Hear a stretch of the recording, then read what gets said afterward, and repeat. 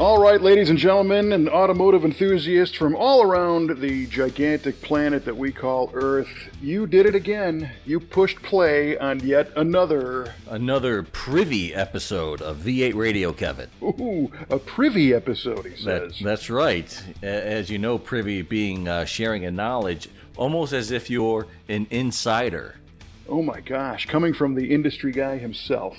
How about Very that? nice. And I get the insider connection. I'm Kevin Ostie, your host, joined as always by our esteemed co-host, Mr. Mike Cuball Clark. And we've got another very special guest today, the host of the Automotive Aftermarket Insider podcast, Mr. Joe Sebergandio. Joe, welcome to the show.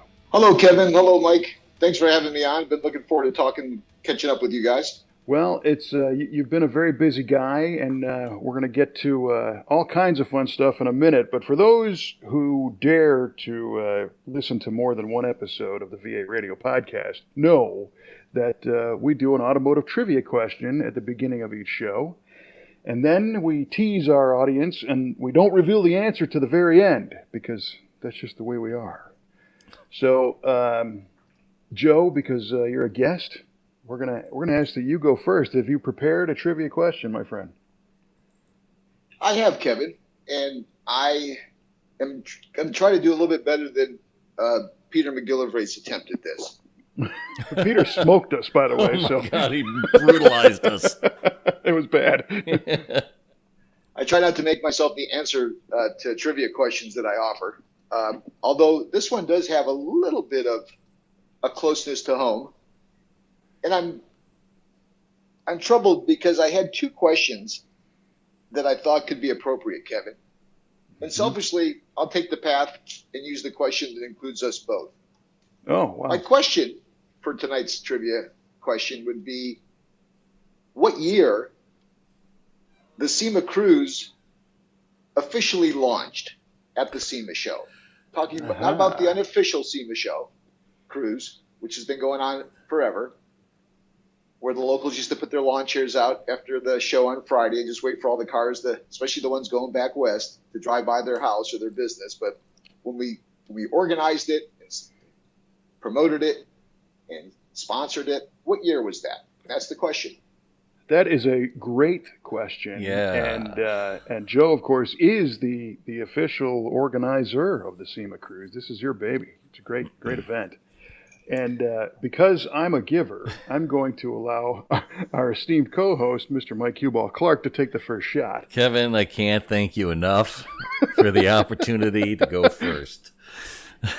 All right. So I know we've talked about the SEMA Cruise before and on past episodes, and we've talked about when it was just kind of an unofficial thing and when it was made official. And I'm sure you told me the year, but the hard facts escape me. So I'm going to take a bit of a guess here, and I'm going to say the SEMA Cruise became official in 2010.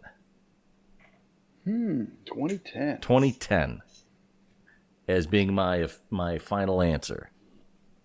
I think that's a pretty good guess. Well, we'll find out at the end of the show, Ken. This is right. All right. I am going to guess a little bit later than that. I'm going to say it was 2013. Why do I feel like you're right about that? Well, that's also a good question. All right, Joe. So he says 2010. I say 2013. So you're going to have to hold that answer until the end of the show, right? I certainly will, Kevin. Okay. Very good guesses, incidentally, both Thank of you. you. I know it was your first visit to the SEMA show recently, Mike. So very, very, very good guess for the cue ball. Thank you. Appreciate that. It was a great time, and I hope to make a triumphant return to the SEMA show. Yeah, well, we all do at this point. So Right. He's pretty much, backstage passes.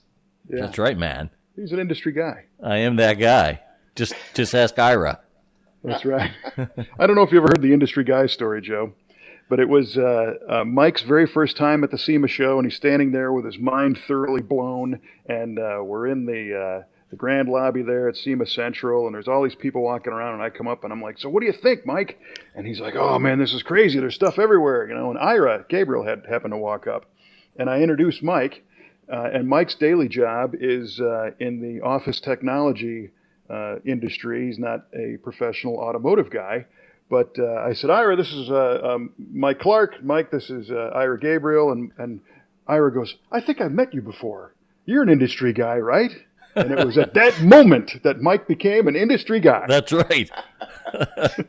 He probably thought, well, the name Mike Clark, there's a gentleman who worked with the SEMA show organizers and SEMA, and he worked for Chuck Schwartz at Convex, and his name was Mike Clark.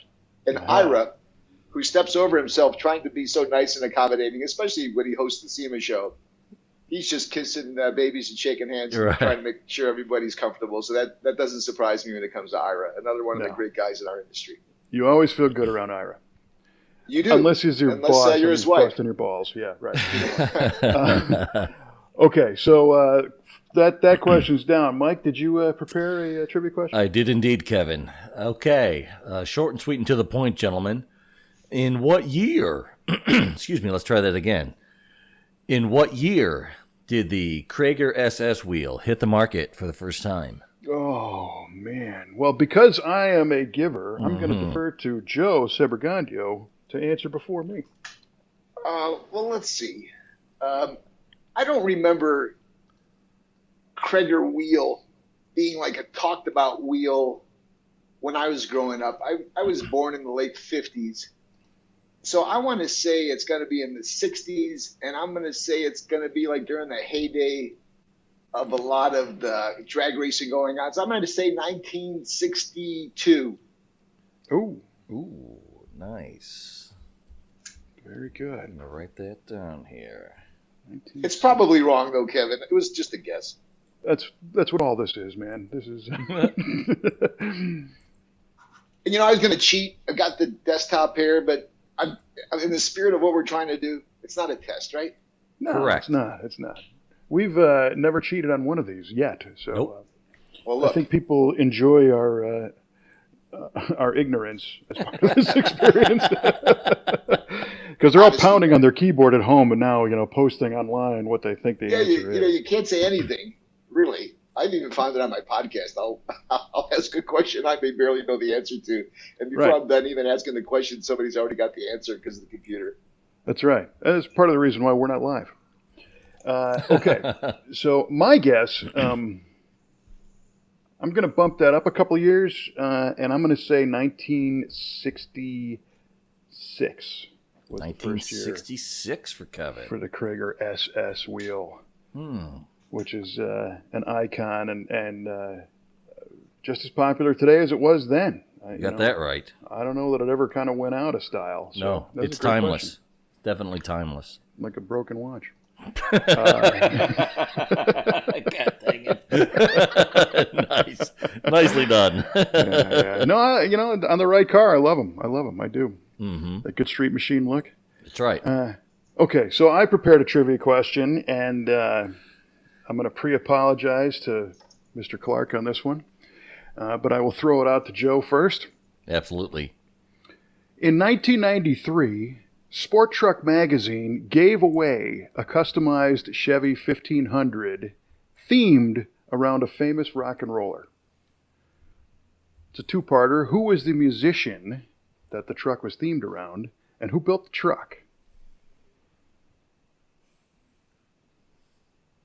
I go first? Yes, oh, yeah. You You're darn right you're going first. That was Eddie Van Halen of Van Halen's truck.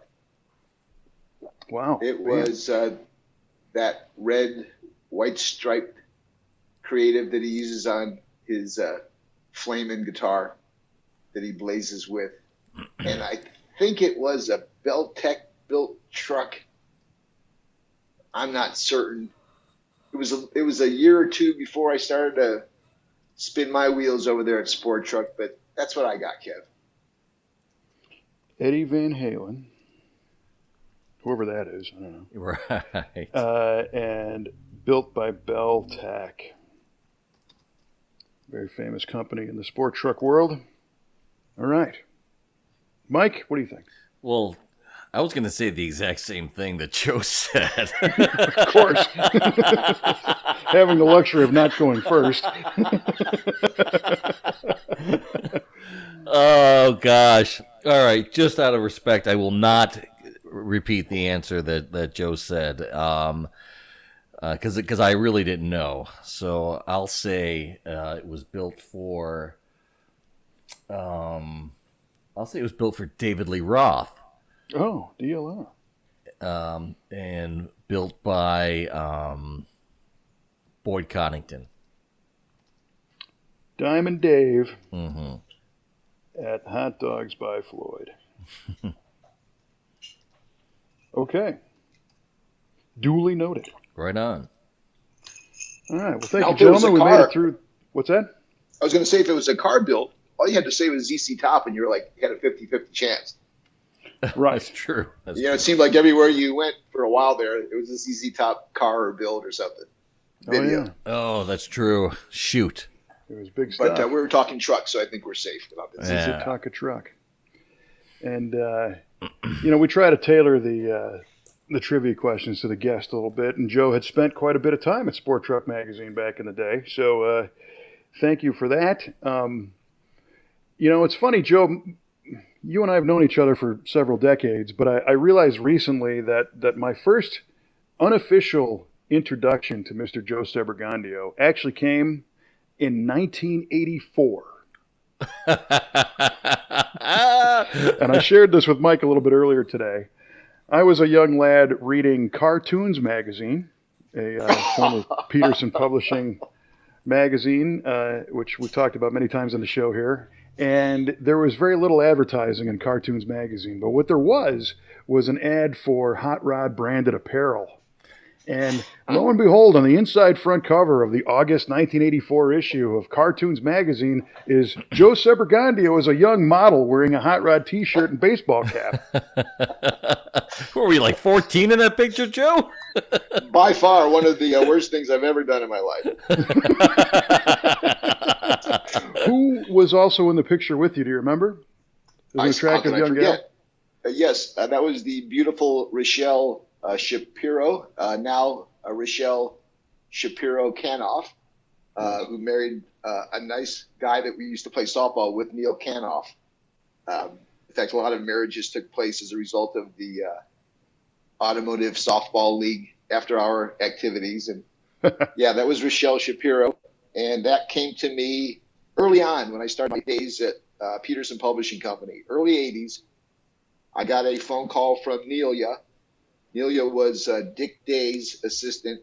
Dick Day was pretty much the guy when you talked about Hot Rod Magazine in the early 80s. And I was supposed to show up at the studio the next day, and I did, really not knowing what was up, and that's what was up. And I did a terrible job with the hair that day, as you can tell. You got a hat on. I don't know how I did, because it was probably when I was the most fit, but somehow the photo made me look like I had a nice little pot belly. So by the time all my New York buddies saw that back in Utica, New York, you can imagine how often I got my balls broke. I bet.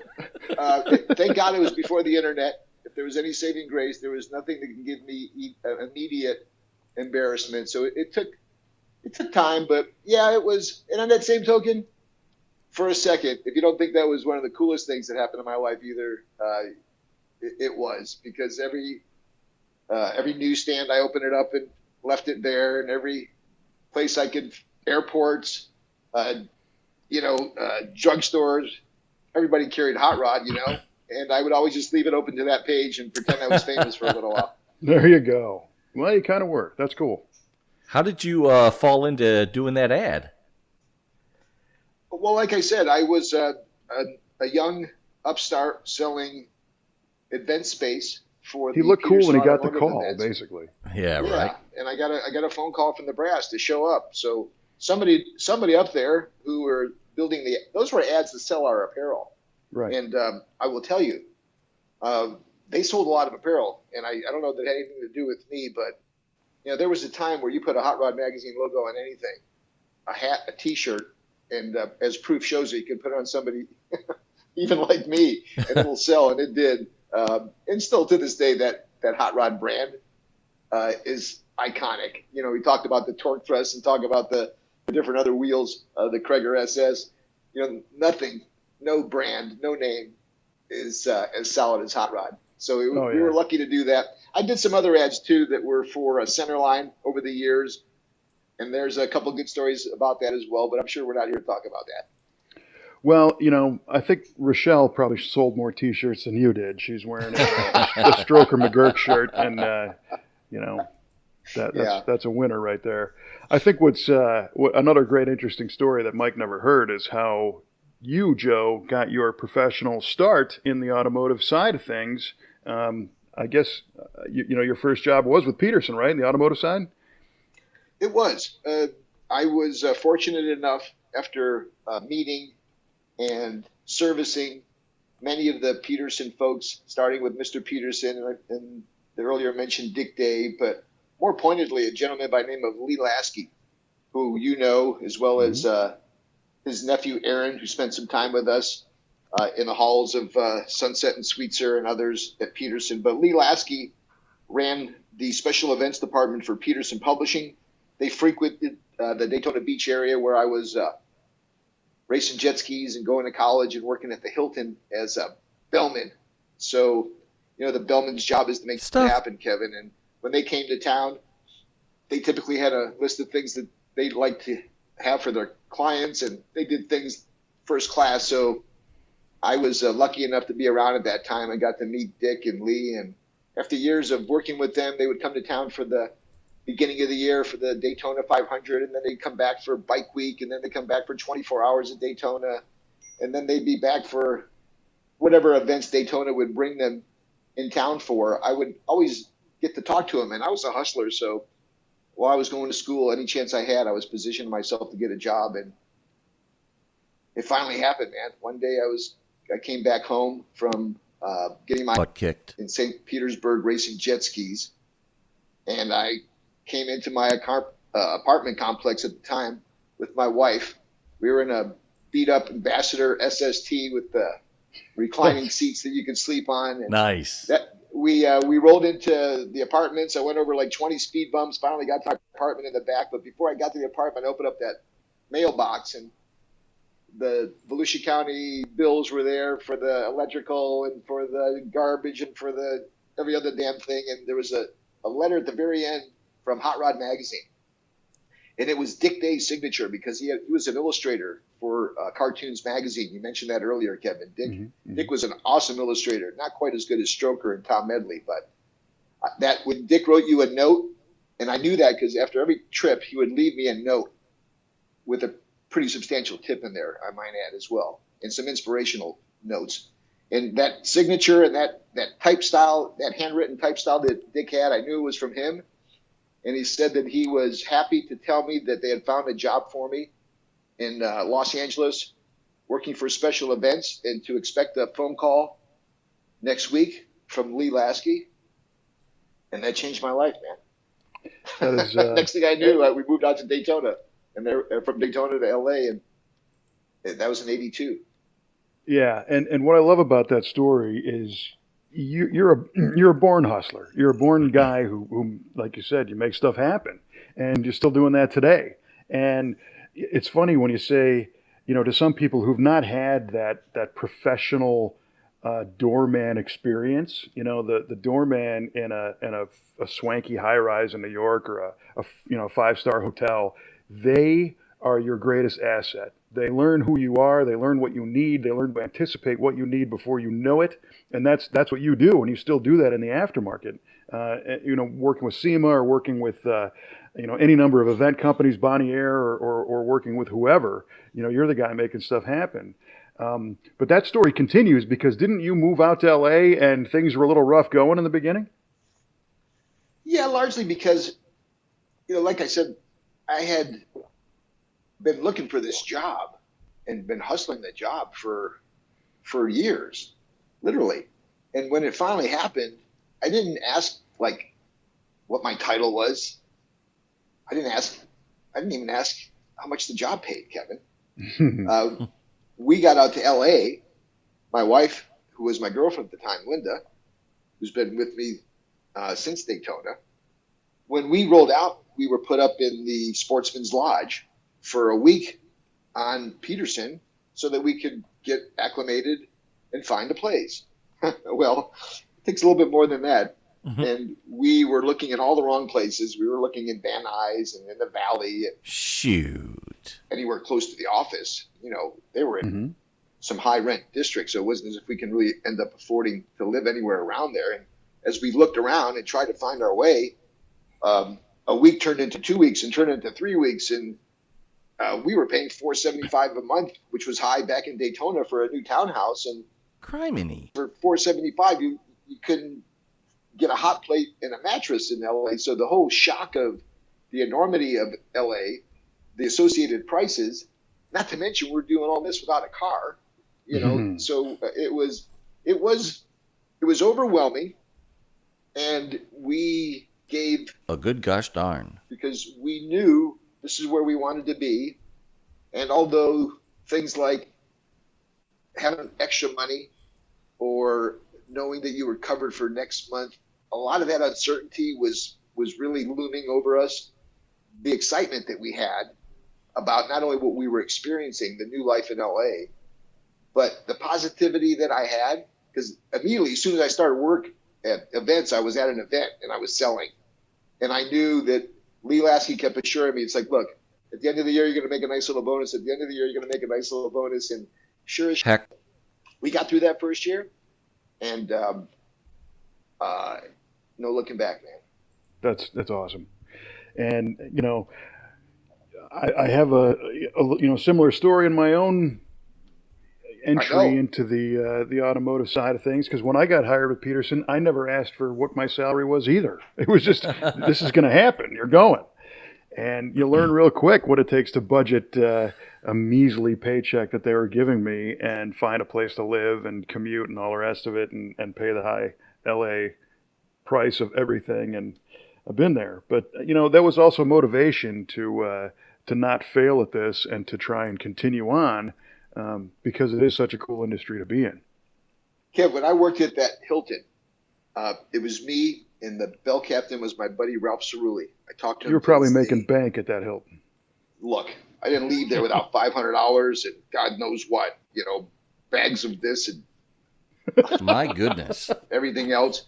The stories can write a book alone, but at that time, and we always had the side hustles. We had the side hustles with the cab company, and if you wanted to bring a pizza or a sandwich in there, you paid us. And if you wanted to rent the golf course or the putting green or the jacuzzi, it was always cash. We made our own rules. So, we were working the system. We had all our hustles going, and typically it was $500 days. And when it was Daytona 500, it was $1,000 days. I got out here, nice. Kevin, our paycheck, we made $1,250 a month is what I ultimately found out when I came out here. You go from you clearing that in 2.5 days to once a month. So yeah. I'm laughing now, right? Right. Well, I mean, they say you got to start somewhere, and it just shows that you had the passion though to do this kind of stuff. It makes me think though. One day I was leaving LAX to go fly to one of the NMCA races back in the day, and I was watching this guy who was a sky cap picking up bags for people at LAX. And this is probably in 98 or so. And this dude was making $20 to $50 like every 40 seconds. Whoa. Yeah.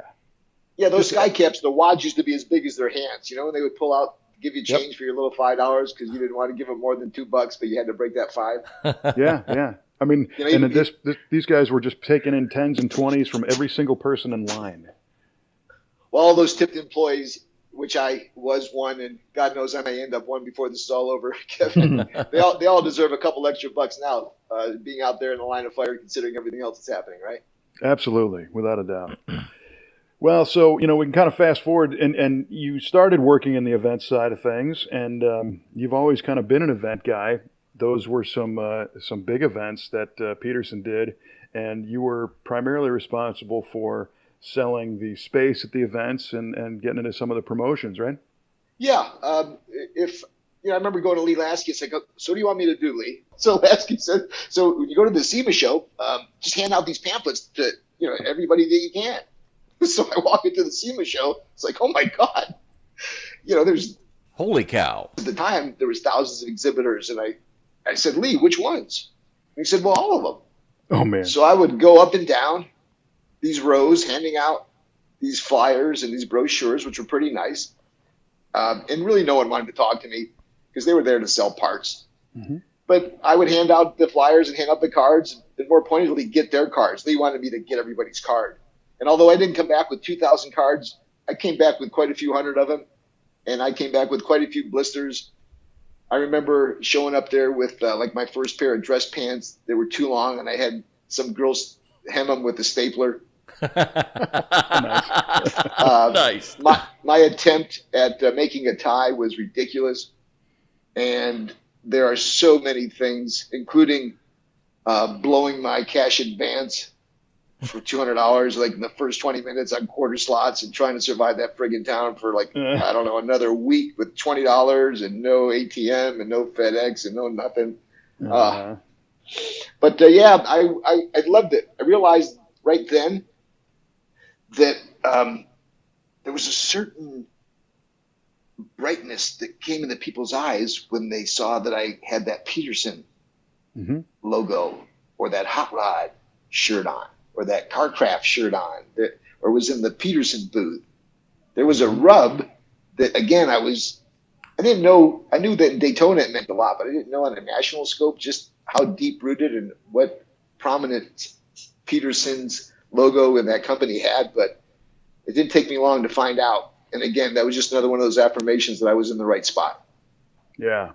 Well, and you're absolutely right. And for those who haven't experienced, what Joe's talking about, and there's, a select few who were fortunate enough to have that, more so in the time period you're talking about. But when I started with Peterson, I started in ad sales in 1997.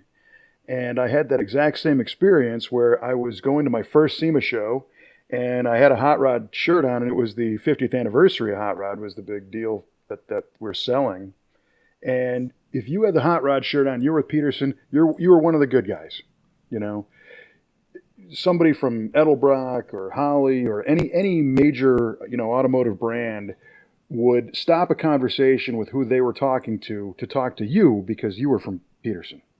And it was just a revered company and a revered set of brands that was very special, and I was spoiled as my first, foray into the industry outside of working on cars in my parents' garage, to be able to have that association. I had no idea how good I had it, and the advantages that came along with it, which allowed us to meet people and create relationships that, we still have today, which is really cool.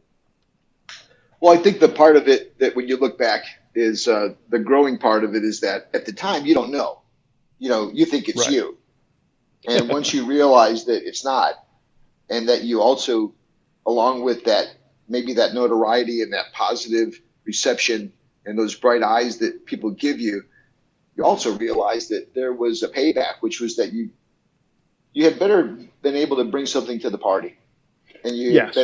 And once you got the other end of how that worked, you took acceptance of that, and then you earned in your mind that respect that you got. There was a growing time for all of us because many of us were deeply in over our heads, and we're all given opportunities that we're lucky to have had. And there was a guy who always kept things in proper perspective, who is not with us any longer, but he's a gentleman that you and I know and loved and continue to, Ralph Panico, who would always allow you to understand your role as a Peterson rep, to relish and enjoy the benefits, and to strive to always make sure that you were holding up your end and bringing something to the party. Sometimes it was selling an ad. Sometimes it was putting out an issue. A lot of times it was just being a good host. And gee, when you think about it, those were pretty nice gigs. Oh, yeah. Guys like us, Mm-hmm. Well, it's funny because to what you were saying before, I knew it wasn't me. From day one, I knew they didn't give a shit who I was. But it was just a matter of, again, having that association and really being an ambassador for those brands. And yes, it came with an open door in many cases. But to your point, you better deliver, and you had to deliver to the standard that was set by all those who came before you. And guys like Panico, who was the greatest, had a high bar, and you would very quickly be shown the door if you didn't deliver. So I think those of us who, recognize the importance of that opportunity were the ones that kind of, were able to make stuff happen and stay in the industry. So it was, and we've seen a lot of people come and go through the Peterson doors too. And as I look back, those were some fun times too. But yeah, there's a core group, Kev, of guys who made it through that tube that started really early. And maybe guys like me and you didn't feel like the reason why they were lighting up is because of us. As time has gone on and decades have passed us, we're slowly earning our keep with a little bit longer to keep showing our mettle. Well, yeah, and so when I was working on Hot Rod TV, there was a video editor that was a freelance guy who wasn't an employee of the company, and he said something to me that resonates. And his comment was that the good people always work, right? And I think that's what you're saying is those people who recognize what you have to work with and the opportunity, and who rise up to the occasion and try to over deliver. Pretty soon it doesn't matter whose shirt you have on anymore. People know that when Joe Sebergandio calls, something's going on, and it's a call you want to take. And it's because of how you've conducted your business over the years, and you've been respectful of their time, and you always want to over deliver, and you make them feel good. So, that's an important skill set, and not everybody has that. Oh, Kevin, selfishly, I made an agreement with myself once I left corporate and started Motor Media. And it was like, I had done a good job listening to everybody else and working for everybody else for 20 some odd years. And although it wasn't as if I was tired with people telling me what to do, I wanted to be able to make my own calls. And that time there, that allowed me to get the other side of it covered and understand where that was coming from. And now I really enjoy my independence. And it would probably be a tough adjustment for me to go back corporate. But I do like the fact that over the time that I was representing Peterson and the relationships that allowed me to make, that yes, many of those folks now allow me and afford me and my family the beautiful opportunity to have my own little gig where I've got big companies. And I don't have a lot of them because I like to keep it small. I think I'm at a place now where having anybody else help me in any capacity would just drive me friggin' nuts. Mm-hmm. And them too. So I have a few folks that I've known forever that know me for all the good things and maybe some of the things that I don't do as well. They still accept, and vice versa. And I'm at a good place now. Going back corporate, gee, even wonder. But I think if I had to, maybe one more time. But I like it on my own, and I like doing my own deal.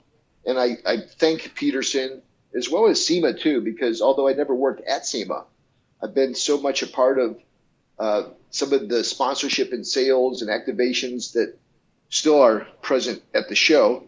That relationship with SEMA afforded me another strong opportunity to strengthen my rapport in the industry, and I appreciate and thank SEMA. And until this date, as you know, being subcontractors as we are for them, one of the clients that I take the most pride in having, as well as Pioneer and Bonnier, as you mentioned, still kind of lucky to be floating around independently. And if I could see that through the rest of my time in the industry, that would be my preference. Yeah. Well, I mean, and you do a great job with it. And it's funny to think back now on those days when you're basically, living out of your car, coming back from Daytona, to now being the guy who is the host of the SEMA Hall of Fame lunch banquet every year, and heading that up and interacting with those people really has to kind of blow your mind sometimes. I am always expecting, usually it's immediately after the function, like the phone call. I remember early on when I got the initial phone call to do it, I thought it was a joke. It's almost like when people get called up and get inducted into the Hall of Fame. Their reaction is like, is this a prank? When I got the phone call, it came from Chris Kirsting, and I think immediately afterwards, I got a phone call from Peter, which is kind of how that worked. And I said yes, and then was immediately able to to express how afraid I was and intimidated I was when Peter called me right afterwards. And it's like, I don't know what the hell I got myself into. My God, what if I screw up? And, what if I dropped an F-bomb? And what if I, don't follow political correctness? And it's been a while, Kev. I'm not exactly sure. In fact, that would be a good trivia question. But it's been over a decade now when I've done it, and I've had the chance to call the names of a couple dozen Hall of Famers, and it's unreal. And I think I dropped one F-bomb. I know I introduced Chris Kirsting and used Wade Kawasaki's title. I think I may have called someone up to the podium that wasn't alive. Well, and I had a really awkward situation that involves a gentleman that I really like, George Barris, and I worked with Joji, his daughter, and her husband, Barry. They're local, and they're still, the faces behind Barris Customs, which is still open in Burbank, where George built all those awesome Batmobiles and kit cars and Munster mobiles. Well, I was in the middle of the Hall of Fame presentation. I don't remember who, in fact, we were inducting. Let's just say it was Chip. And Bob Larrivee, who is one of the SEMA Hall of Famers who, for the most part, created the indoor car shows as we know it, particularly the ones in Detroit. Bob Larrivee, in the middle of me talking, he approaches the podium, Kevin, and he's tugging at me, whatever he can grab, whether it's my shirt sleeve or my pants sleeve, he's tugging at me. And he says, George Barris just passed. Oh, man. So I take a pause and I share this message with the Hall of Fame. And I suggest that this is some bad information I've just been given.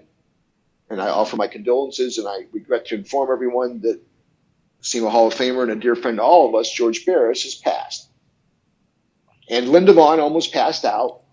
I don't know what else happened. Don't forget the age of most of the folks in that room. And I got a couple different takes visually from some folks, and I went on with my deal.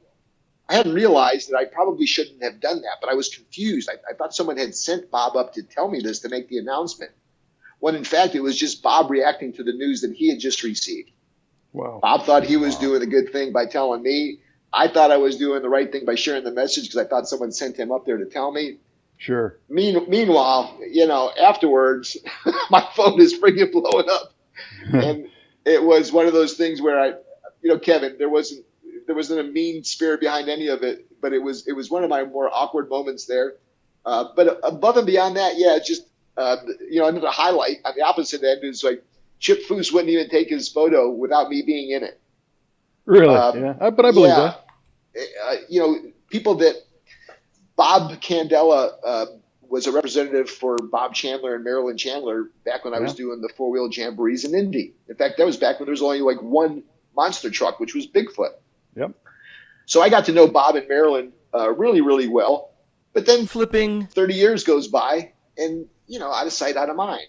I get short and fat and gray hair, and they get tall and skinny and quadzillionaires and are national celebrities, and you forget. And I got rekindled with them after 3 decades at this recent Hall of Fame. So there's an example where, hey, Joe, here's life catching up with you. Last time you saw them was 35 years ago. Wow. Oh boy. And here you are inducting them now into the Hall of Fame. Yeah. So it's that's unreal, Kevin. And you were with us. I think you were a guest. I was. Which is a really good coup.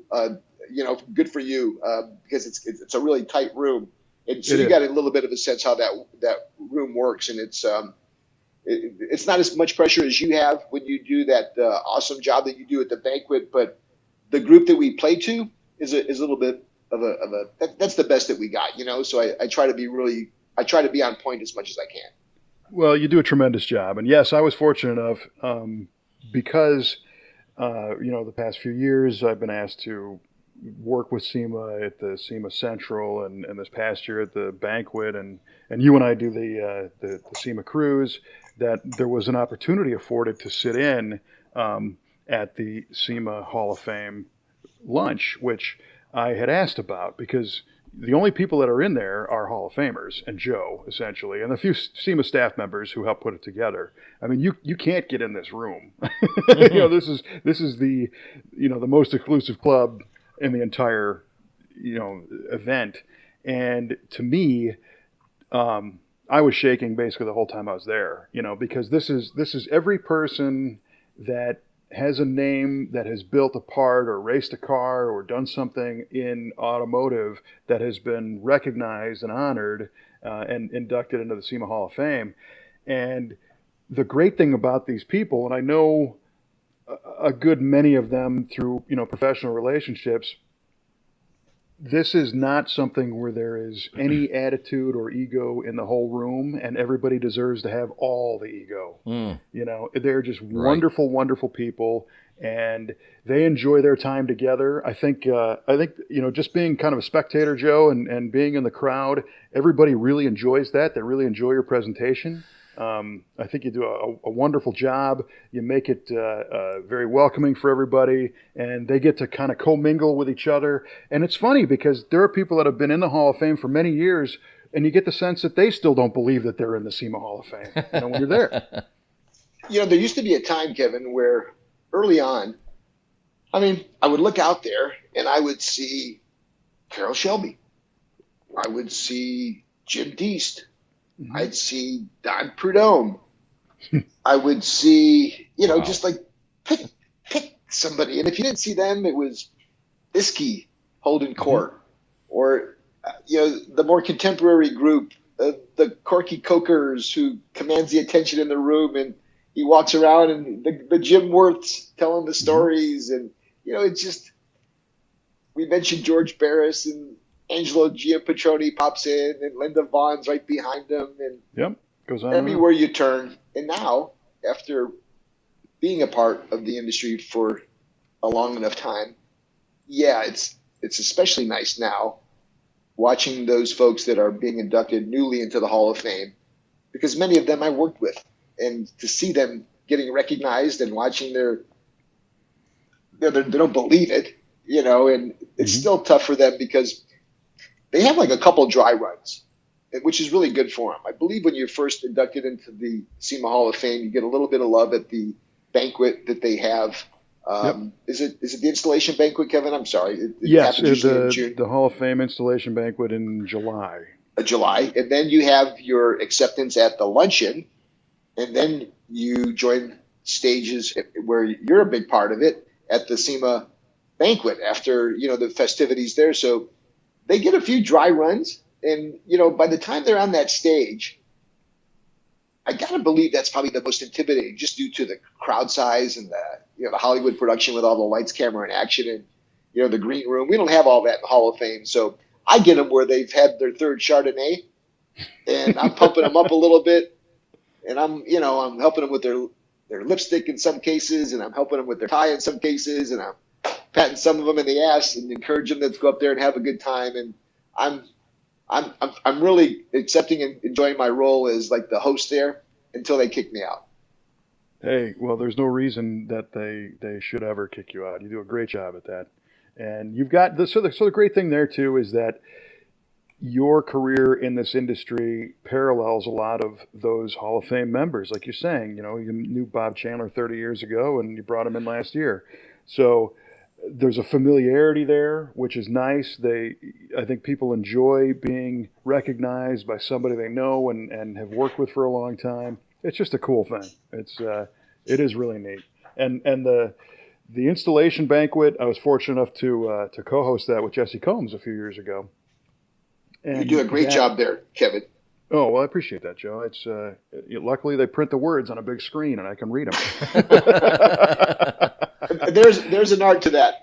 I've seen a lot of teleprompters go awry. Let's face it. I mean, you've worn it well. You continue to, and I see your dance card has continued to grow.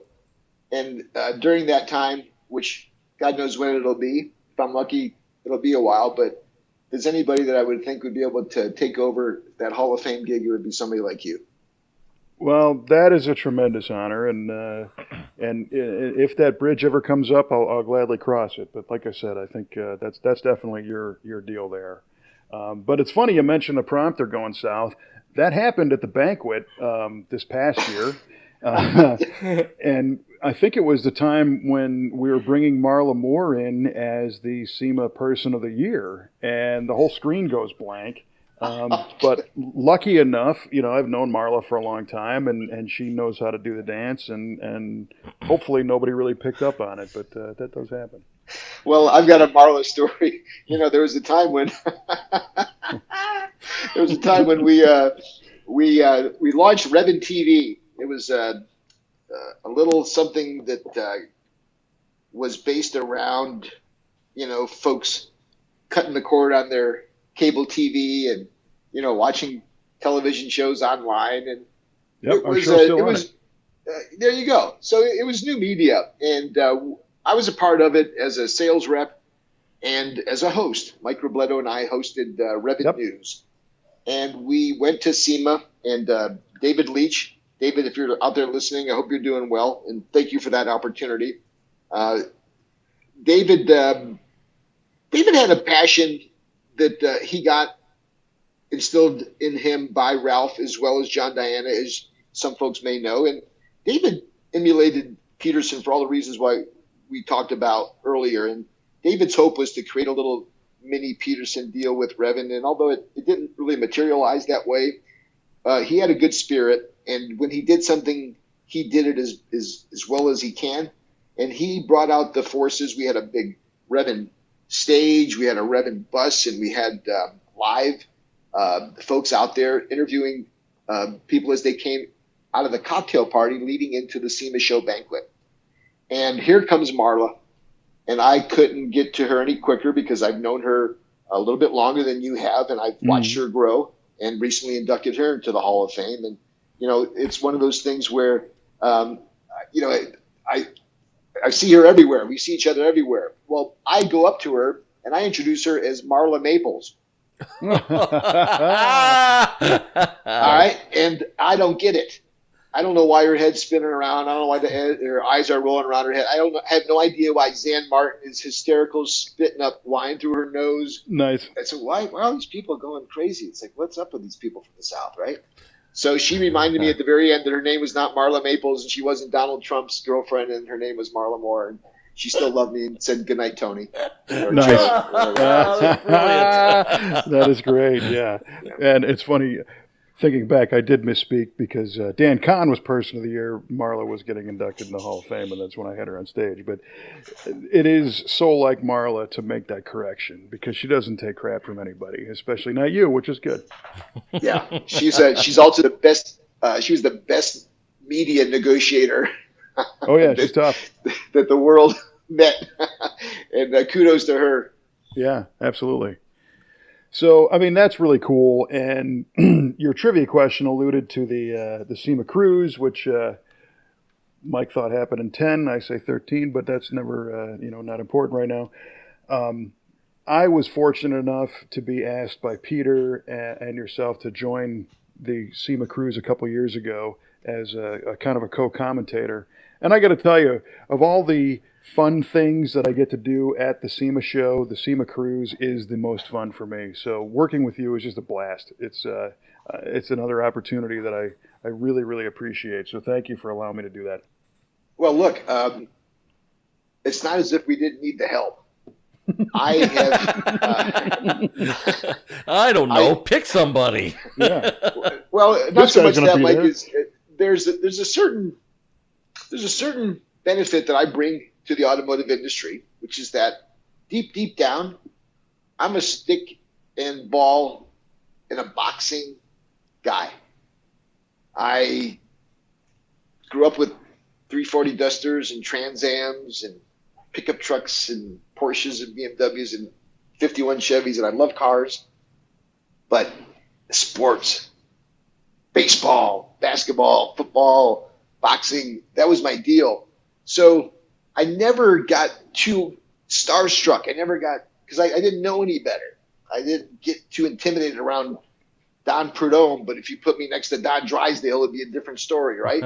So because I didn't have that, I didn't ever have to worry about feeling as if I was going to be intimidated doing something or trying something or saying something. So the SEMA Cruise was one of those things where I just saw something, Kevin, and I had Peter's support, and it took a while. The genesis of the SEMA Cruise came through a promotion that we had with Optima Battery, working in spirit with Bud Brutzman. Mm-hmm. And it was outside at the SEMA show. There was the activity called the Optima Streetcar Challenge, and it was just in its infancy. And as you know, the guys who participate in that event, and man, has that event grown in stature and participation. Oh, yeah. But they immediately leave the SEMA show on Friday and head to Pahrump to begin their competition, which takes place the week after the SEMA show. They're all conveniently in Vegas, so it makes a lot of sense for Optima to start the event that following weekend. But they had a task where they had to leave the show a little bit earlier than the official closing to get to their activity. And that was tough because Peter was a stickler. Like, you didn't leave your booth. Nothing broke down until the show was over. And if the show hours was 4 o'clock, it was 4 o'clock, not 3:30. Well, they wanted to do it like at 2 o'clock. And it took a year or two for Peter to finally allow that. And we did as a cooperative because Optima was a good partner and a sponsor. So they had to leave at 3. So around 2 o'clock, I go over there and I'm with Greg Glass, who at the time was working for Bud Brutzman, and Goldberg was there with us, and some of the Optima Streetcar Challenge guys were out there. Jeff Smith was out there. I don't know if he was a participant or what he was doing, but I remember going out there. It's like, okay, guys, you got to keep this pretty quick, right? I'm going to do my best to get to everybody about 10 minutes before we fire up to let you know so you can get in your cars. Don't fire up your car until I give you the signal. By that time, Kevin, I was able to go make arrangements with security to open up a specific area outside and let them get on Paradise Boulevard and get their way out of there.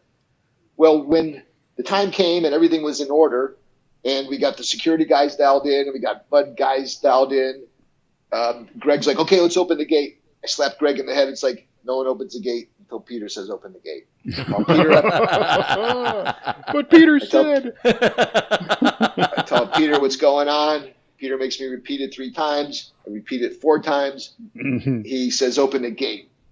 When I tell these guys to fire up their cars, Kevin, it was like God was coming down giving free tickets to heaven. People came to these 24 cars or so at the time, because that's all there was at the time. People came running out of the South Hall, running from the Center Hall, running from the Mother's booth towards, because at the time they were positioned out kind of where Ford Out Front is. Mm-hmm. So that little area there, and right then and there, as I watched that, I said, oh. Shoot. Oh. Shoot. This is magic in a bottle. I go back to Peter, says, how did it go? It's like, did you lock that gate? Did you lock? I say, yeah, the gate's locked. The gate's locked. It's like, God, what is a nightmare that was? Like, no, it wasn't. It was magical. Goes, what do you mean? I said, well, you saw it. So you see all those people? Yeah. So could you imagine, like, if all these cars fired up, we do like a friggin' parade or a cruise? He says, you're nuts. You know, it's like, come on, we got to go back. We got to show to finish. So we joked about it. I continued to harp on it because I was just, you know, I was fired up. And he calmed me down. He would always kind of put me in check. And the next year came around. It's like, man, we got to do this cruise. And he's like, Joe, enough with the cruise. We got enough to do. We got the world's largest show here. You want to do something like the end of the show and people just want to go home? It's like, no. So after 2 years, he gave me, I said, look, if we did bleachers, Peter, and he did microphones and, you know, sell hot dogs. And he's like, look, I'm going to give you a stage and 1 microphone. See how it goes. And that's with me and Brian Pake. If you look, there's a picture. Me and Brian Pake on a little stage, maybe a 10 by 20, with David Hakeem from Mopar looking at us like we were nuts. and getting ready to do this cruise. And honestly, Kevin, there's a lot of folks that weren't expecting it to be anything. And honestly, I think there were a few folks who weren't really hoping that it was going to be something. And I only say that because there were a few folks that I know that was true, which is unfortunate. But the beauty was that we killed it. It rained. It had never rained at the SEMA show. All the years I had been going, and it started to rain, and we had to cover everything up, including the audio. And folks were kind of like getting bored. But then the sun came out, and then the cars started coming, and then it slowly more people started to come, and man, we had a little bit of something. We had something going. I was looking at Brian. I already had one or two sponsors. I think Mothers was a sponsor, and maybe UPS. One or two of those folks supported it, and it's grown now from I don't know, hundreds of people and maybe 100 or so cars, 200 cars that ultimately were a part of it the first time, to now being a pretty big part of the show with helicopters and I don't know, tens of thousands of people. And that was, they put us in the East End now, which isn't front and center like it was on Paradise prior to the change. But man, there was a time, Kevin, where, we talked about Van Halen. Guys like you and I could be rock stars for 2 hours playing to 30,000 people. And part of that is just the changes that the site is going through. The Vegas Convention Center is expanding and reconfiguring, and the city of Las Vegas is doing stuff, and that's kind of dictating the route for the most part. Yeah, without a doubt. We're just happy to still be able to have it. You can put that thing underground and people will find it. But my point, I guess, is that there was a time being out there on Silver Drive with all those cars leaving across the street, which no longer is going to be there because there'll be a building in place of that empty gold lot. But that was our industry realistically in its full glory. All those people, every one of them had a smile on their face. One of the largest collection of one-off unique vehicles that ever existed, and you're right in the middle of it. And my job was just to keep it going. And I think at 61 or at 60 at the time, I not only could I use the help, but candidly, Kevin, my forte wasn't anywhere near the scope and the depth of your automotive historical knowledge and expertise. I'm able to throw in a little bit. I could talk to you about shark fin grills on A-bodies and years, but I can't go as deep as you. And honestly, that's not my role there. My role there is to keep things a little bit light, to share some of my escapades, and I usually have a few of them because I've been in there for 2 weeks. Mm-hmm. So I try to share some stories, to try to call some people out that need the attention that I can give them. And you've done a great job, not only within a couple of years blending in so perfectly, but I was never one to really jump up and want to talk to Jay Leno. Like I want to talk to Dave Tucci. I never really wanted to talk to the guy who won, sorry, Peter, Camel Trophy. I want to talk to the guy who wrote me the check for $20,000 to be the sponsor. Mm-hmm. I got a different way that I like to shine my spotlight. When I can get you to come in there and pull over a friggin' custom Buick Electra 225 with the 440 Mopar swap and some friggin' rear end ring and pinion axle ratio, I don't know. You've been able to do that and give those folks that attention to detail that candidly I wasn't giving them. And I bust your balls because I know sometimes when you pull a guy over to talk about cars, they don't shut up, and I tell them to shut up. But I'm so happy deep down, and I know that you know the spirit of that when I do that, for you to be able to recognize. Because to me, if I see another white bulldozer, big high-rise truck again, it'll kill me. You're smart enough to be able to differentiate the one that's really got something trick. To me, I want to blow them up after I see the 50th. So you really helped me in that regard so that I can continue to act the fool. Well, there's so much going on with the SEMA Cruise, and thank you for the kind words. But what I think is so cool about it, yes, the the firing up and the engine sounds were kind of the thing that the SEMA show is missing. I mean, yes, there's the Ford out front and various automakers doing demos and stuff, but I think that's why people went so crazy for hearing those cars fire up, is because the show is largely static, you know.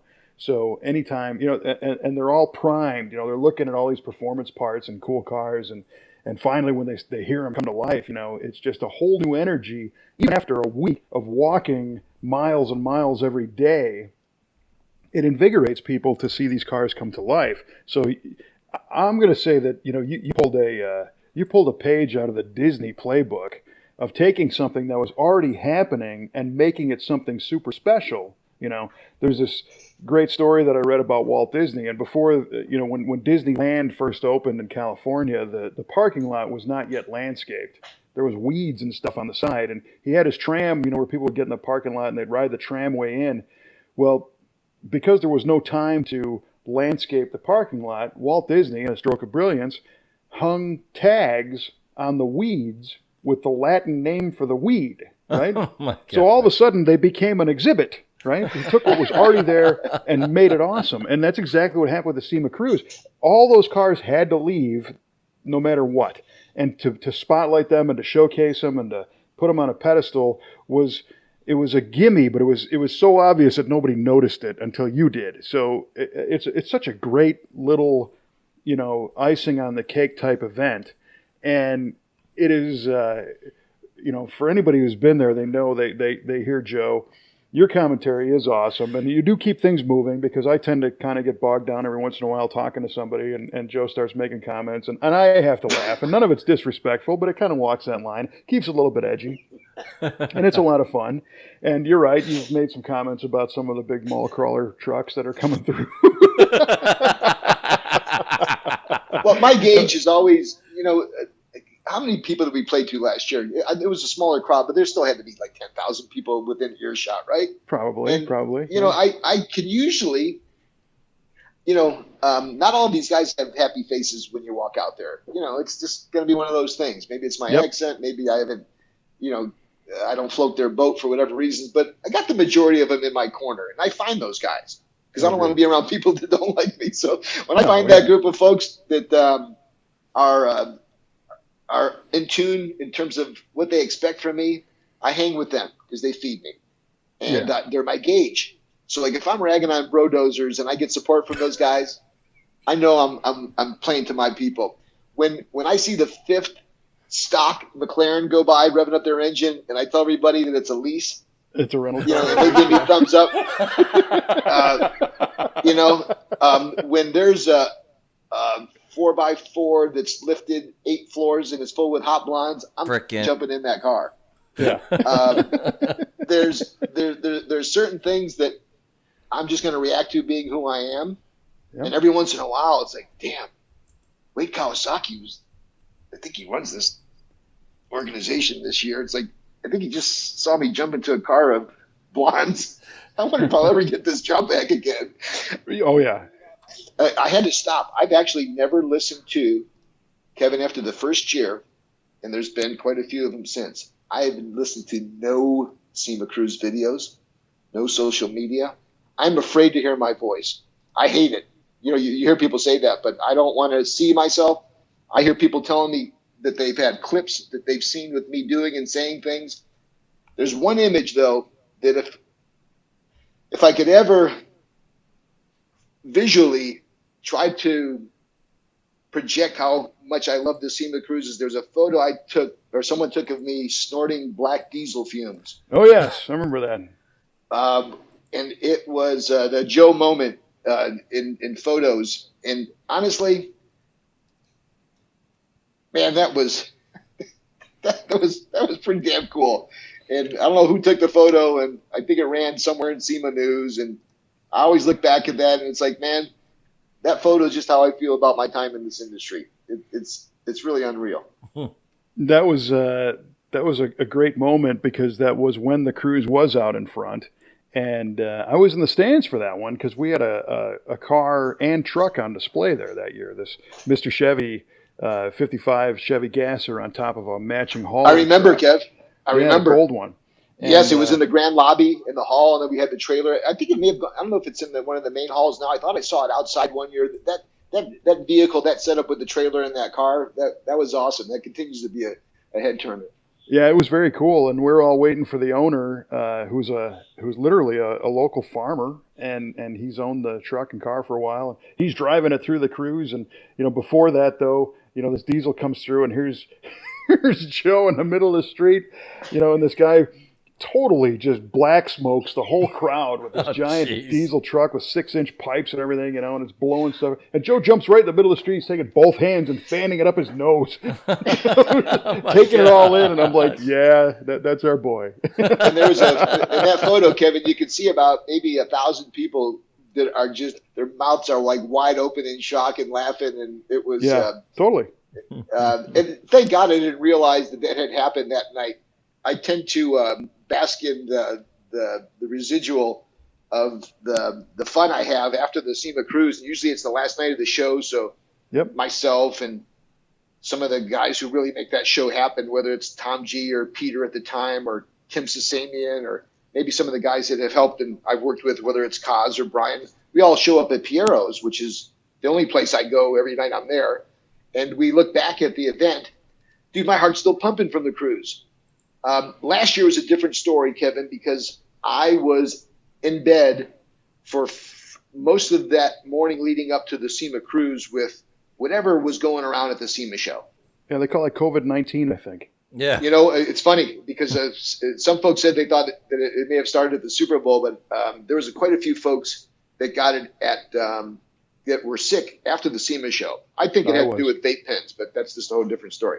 So I know I was wiped out, and one of the challenges last year at the SEMA cruise is that the cruise route did go through some construction zones that were very dusty, and I think they sprayed it with a water truck. But when you bring 3,000 cars out, or close to it, that dust was in the air, and you and I were both kind of red-eyed and hacking by the end of that thing. Well, I slept till 2:30. I took an hour shower. I rolled down there and I walked. And usually I can walk to the show office and somebody give me a ride. There was no one to be found. So now I'm walking. And as I'm walking to you, my throat's not working. Mm-hmm. I'm sweating. I'm not doing good. This is the beginning of whatever I'm getting. And I swear for a second, Kev, I didn't think I was going to go because of my voice. I knew I could stay there physically, but I didn't want to disturb everybody. There's nothing worse than trying to be a voice and having like a cough or a cranky sound. So I got through it. And when we got done, I didn't even go across the street. I walked back I cut through the halls and I got back to my room. I hallucinated most of the night. I sweated through like 3 or 4 different sets of sheets. All I was worrying about is getting back home that following morning and making my flight. And I think I got home like around noon the next Saturday, and I stayed in bed probably till that Thursday afterwards, off and on. I don't know what the hell I got. So I was lucky to get the last SEMA cruise in. That was a tough one. Yeah, I remember texting you after that and not getting a response for a couple of days. I'm thinking, oh boy, I just got canned.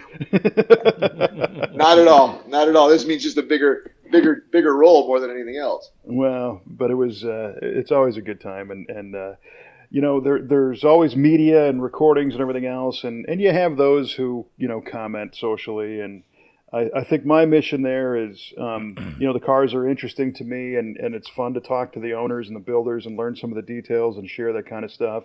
And, I don't claim to be an expert in anything. And it really made me tune up my game on learning about Jeeps and trucks and, because I'm a muscle car and a classic car guy primarily. So it keeps me on my toes, but it's a great yin and yang. And when I'm out, you pop in with something. And when you're out, I got something. And I got to hand it to the production team that puts that on. They do a great job. And Paul Cuniff is always there. And Paul's one of the big shots that runs the actual event staff that puts the SEMA show together. And to have him standing out there at the SEMA cruise because he wants to and he thinks it's fun, that's pretty cool. And my lovely wife, Kelly, though, kind of saved my can this year because she was hitting me up with water bottles repeatedly as we were out in the dust and the hacking. But it's a good event. It's a lot of fun. Yeah, she took care of me as well.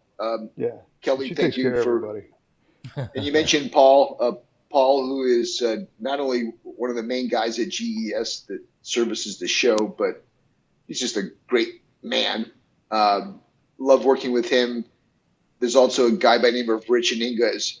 Mostly everybody knows Rich because he wears that Superman shirt on the SEMA cruise, and damn, he earns that badge because they do a yeoman's job collectively. GES, Freeman, all the show suppliers that help at the SEMA show. And, with us, it's audio and it's logistics and it's security. And, those are things that a lot of folks have to worry about. I feel like when they hand us the microphone's going to work. If there's a problem, you need security. Look around. We got a pretty good gig. It'd be two other folks would be fighting to get the gigs that we have there with the SEMA cruise. And in addition to all the goodness you do there, you've got a nice stage to help get folks some limelight at that SEMA Central in the Grand Lobby. And that's a nice gig. I had fun spending some time with you that one year too. Oh yeah.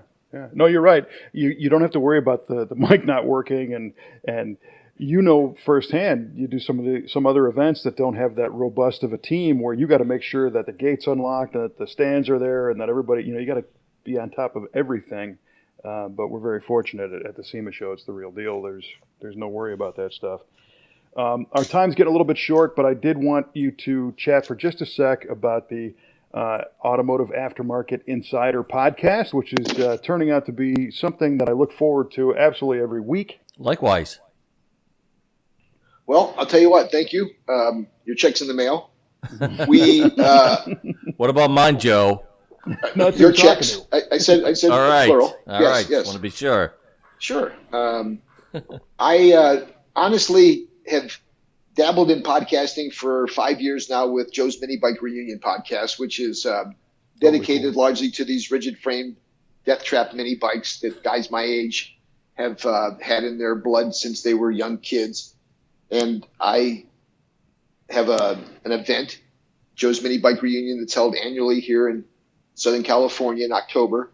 And the podcast was just my graduation from buying ads in the newspaper and on local television prior to the show. I thought I would use those dollars and have a podcast that I would promote the event. It was like a house organ for the show. Yeah, it's great. Yeah. And we got to going and people liked it, and we started to do it monthly. And we started to do it every other week, which we currently do. And we play to a few thousand folks with nothing better to do on pretty much a consistent basis. Once we air it and put it out there on the YouTubes and the Podomatics of the world, we typically get 5,000 or 7,000 folks that watch on an average. And it's just lighthearted, and the guests are the stars. And although I do that for the event, and I'm doing that to try to promote and keep the mini bike hobby going, as I looked back, especially during this recent time where I've had some time to just be bored out of my mind, I've spent a lot of time on podcasts, and I found them to be something I look forward to. I listen to Joe Rogan's podcast. I listen to Joey Coco Diaz. I listen to Ariel Hawani's show for MMA. I like podcasts, and especially those that I feel I resonate with. And I've always felt that I am nothing more than a personality within this industry, and because of the jobs and gigs that I have where I'm in front of many of the real celebrities and movers and shakers in the industry, they tolerate me. They take my phone call. They talk to me. They're comfortable with me. And I thought, why not do a podcast within a group of folks that I have a long-standing rapport with? Maybe I could pick up the phone and, get a couple of them on. And I reached out to, at the time, Tom Gattuso, because of the relevance of the SEMA show. And let's face it, the novelty coronavirus topic. And there was a reason why I felt I needed to do that. It's because people wanted to know about it, because people were asking me about it. And I also knew that a lot of my friends were starting to lose their gigs. And some of them got packages. Some of them just got let go. Some of them were furloughed. And there were a lot of folks not doing well. They were frustrated. They were concerned. They were drinking and smoking and toking everything else, trying to, get their stuff together because someone stole their cheese. Someone shut the lights off. And it's like, this podcast, I could bring people up, have some fun, kill some time, and maybe find some jobs. And I have, we're in our 6th episode now, and I've been lucky. We've had some pretty good guests on the show, including Tom, as I mentioned. We had Ron Coleman. We had Alex Borla. We've had you. I'm looking forward to these upcoming podcasts. We've got Carson Lev from Redfin Productions. We've got Doug Evans coming on. We've got Bud Brutzman coming on. I've reached out to Dave Mack, Linda Vaughn.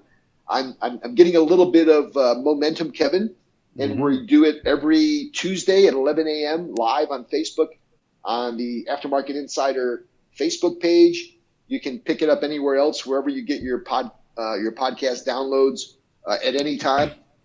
We've got great sponsor support from Pioneer, which allowed me to work with Emmanuel from D1 Productions, who hosts and produces my podcast for the mini bike stuff. And we're hoping that we can grow this little audience so that by the time the SEMA show comes in November, and we're all hopeful and positive that will happen, that I'll have 24 episodes in the can. And you know me, Kevin, I'll have a rate card and a sponsorship opportunity, and I'll be ready to go. And probably have a little desk and a little podcast set up at the SEMA show, doing my thing. Nice.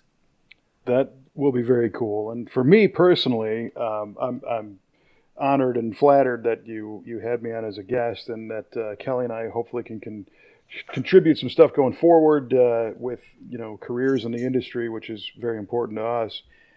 But personally, it is allowing a connection to a lot of the people that you mentioned that we're not getting right now because of the way of the world of the virus. So for me, I'm not going to miss that show just to be in tune with what the rest of our industry and our friends are doing. So I really appreciate it. I think it's great. Thank you, Kevin. I must admit, every time I do something, my wife says it's great. And I kind of get used to that. When you hear other people tell you that they appreciate it, especially somebody that would also call you to the side and say, hey, look, man, you got a booger. Or, hey, look, you got toilet paper on your shoe. A lot of good guys that I know, they don't dick around. Like if I put some half-ass show out, I know I'm going to get a call from Tim Sasabian telling me I got a half-ass show or I'm not looking in the camera. I have too many true friends that would put me in check. And I've gotten a few checks and I've gotten a few compliments, both of them coming from people that I really like, whether it's a compliment from Elise Borla or it's, I need to get rid of my glasses from Jim Savas. It's all well-intended. And 5 deep into it, look, Emmanuel came in today, put some filters on the lights. We changed the location of the camera. We put another squirrel inside the computer so it'll last a little bit longer. The next podcast, we went from 319 to 321 new viewers. So we're just we're skyrocketing. Well, and I think I like your choice of doing it live. Not everybody can watch it live, so I think the residual life is stronger than the live performance for sure. But I just think it's a good thing. Again, I'm a little bit different in that I've known all of your guests personally, so it's a nice personal friendship kind of thing to see what our friends are doing. But that's what our industry is. A lot of these people know each other, and it's nice to hear from them and to see that they're doing okay, and if they're not, to figure out ways to help them out. So I think it's a cool thing, and I'm not just blowing smoke. I dig it. Well, good. And here's the thing. Let's take this from just something that maybe I thought would be a cool deal to fill a gap that others may need during this time. That was just the reason why I started it.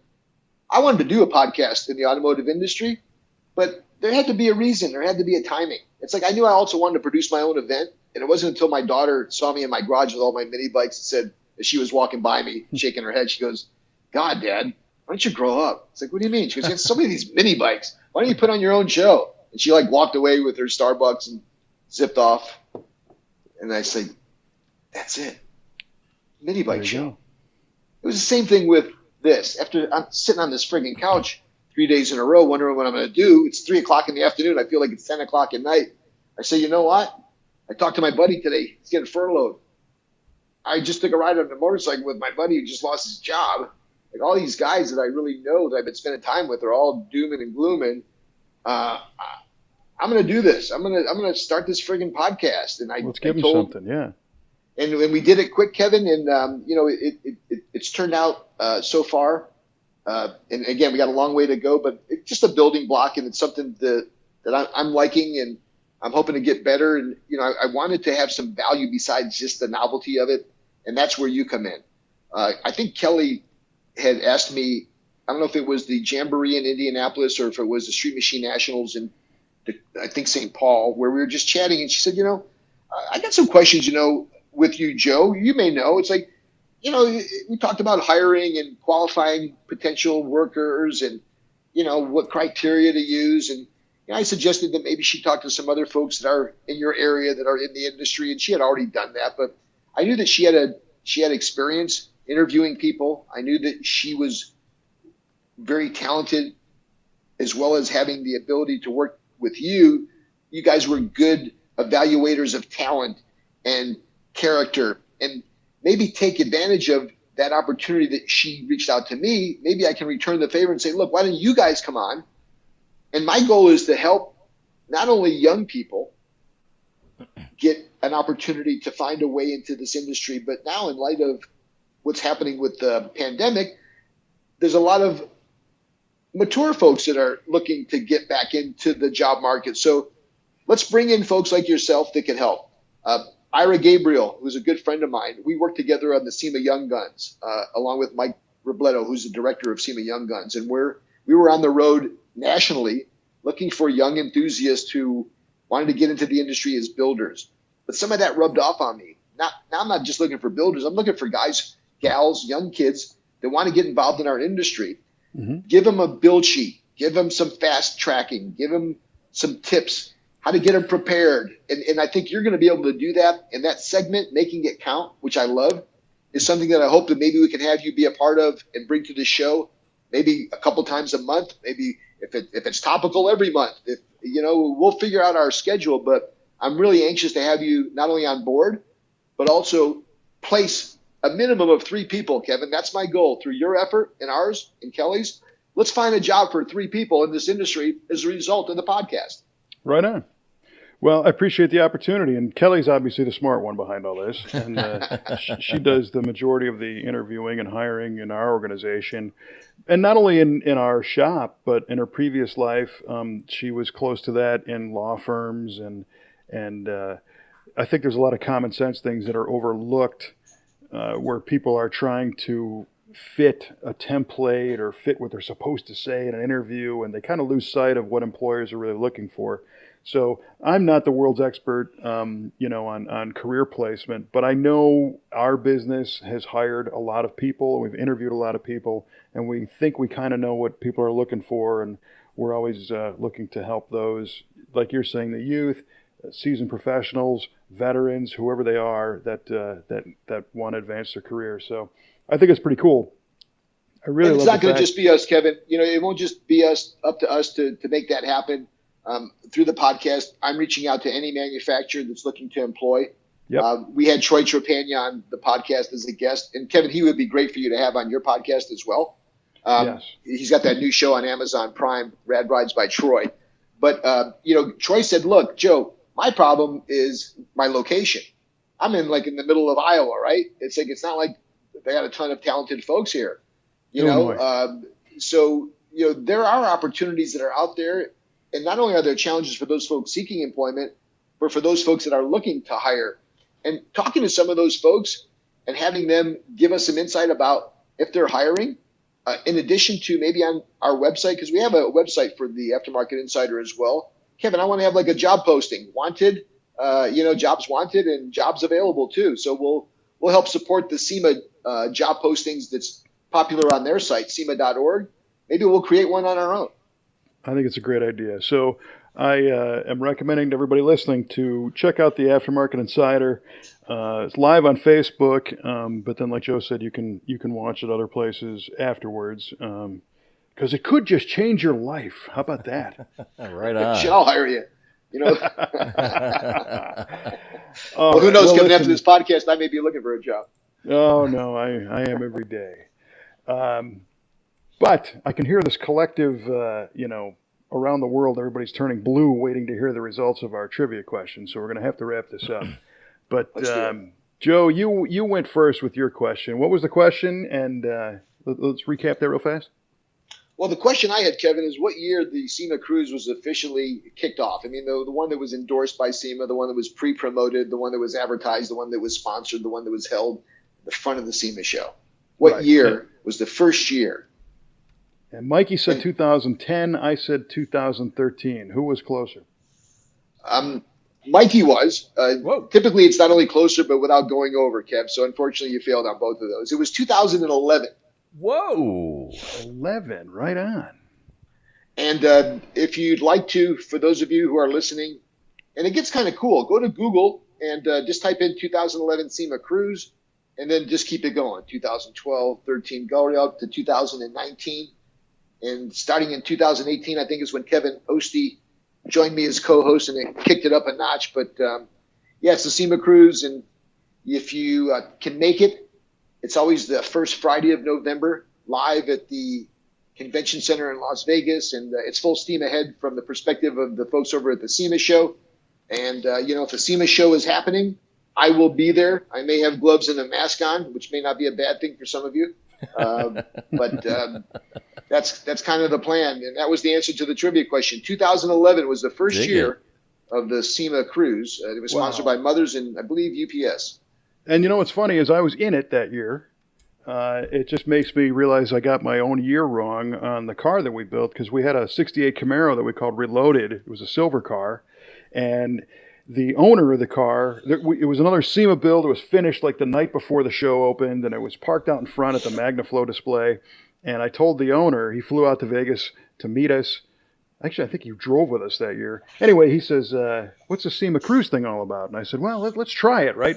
So we start the car up, and there's a little inside tip that we did on this particular car, because he wanted to show it at some indoor car shows, and most indoor car shows, you can't have any gas in the tank, right? You got to have less than an eighth of a tank of gas. Well, we put a switch on this thing, so you flip the switch and the tank goes to empty, so that you don't have to worry if you got a full tank of gas or not, And we get in the car, and I fire this thing up, and it's showing empty. And I'm thinking, okay, we just got to flip the switch, right? Well, I flip the switch, and it's still empty. I'm like, Oh, jeez. And the SEMA Cruise at that point was an idle fest, as all the cars were starting to filter through and everything, and we're idling and idling and idling, and now it's raining, and it's raining on this very expensive car that our buddy Pete just, wrote all the checks on, and it's just basically his first ride in his own car, and here it is raining, idling, he's hoping it's not overheating, and I know we're about to run out of gas, right? So we make this little U-turn, and we're coming across the front of the convention center, and we're coming up to your stage, Joe, and you've got a microphone, and you come down, and you go, and here's Kevin Ostie in this Camaro. Kevin, tell us about it. And I'm like, I think I'm about to run out of gas. So I didn't... You didn't steal the mic time, huh? I didn't intentionally blow you off, but I knew we had to get this thing moving.